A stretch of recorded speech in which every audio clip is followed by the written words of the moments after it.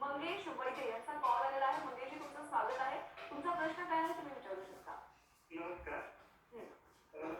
मला आयटीपी म्हणून एक आपण निदान करतो त्याचा आणि आयुर्वेद याच्यामधले आपल्याला सध्या काही रिसर्च नुसार तुमच्याकडे औषध उपलब्ध आहेत का याच्याबद्दल माहिती. शब्द काय बोललात, काय कशाबद्दल? आयटीपी इडिओजेनिक थ्रोम्बोसाइटोपेनिक परफ्युरा म्हणून एक निदान होतं. आता बरेच डॉक्टरांकडनं होत आहे ॲलोपॅथी. हां हां हां ओके ओके ओके. तुमचा आवाज कट होत होता.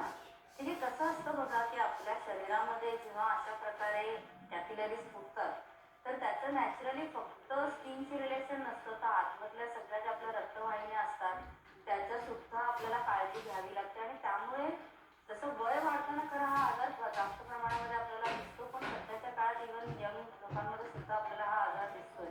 याच्याकरता सुद्धा खरं मगाशी सांगितलं तसं जर का शास्त्रोक्त पद्धतीने सिद्ध केलेलं तेल अंगाला लावायला सुरुवात केली तर ह्याचा त्रास आपल्याला बऱ्याचदा कमी होताना दिसतो. आणि पित्तशमनाकरता मुख्य संतुलन जसं पित्त शांतीसाठी गोळी आहे किंवा प्रवाळ पंचामृतसाठी गोळी आहे, ही जरी तुम्ही नियमाने घेतली तर त्याचाही आपल्याला फायदा होताना दिसतो. तरी सुद्धा अनुभव आहे की आयटीपीचे त्रास असलेली लोक जी आहेत ते जर का आपल्याकडे येऊन ट्रीटमेंट घेतली एस्पेशली जे त्यांची प्रकृती आहे त्याच्या हिशोबाने, आणि नाहीतर त्याच्यामध्ये आपल्याला पंचकर्माचा सुद्धा चांगला उपयोग होताना दिसतो. म्हणजे पंचकर्माने आपल्या शरीरातल्या ज्या काही मेटाबॉलिक चुका होत असतात त्या सगळ्या सुधारायला मदत मिळते.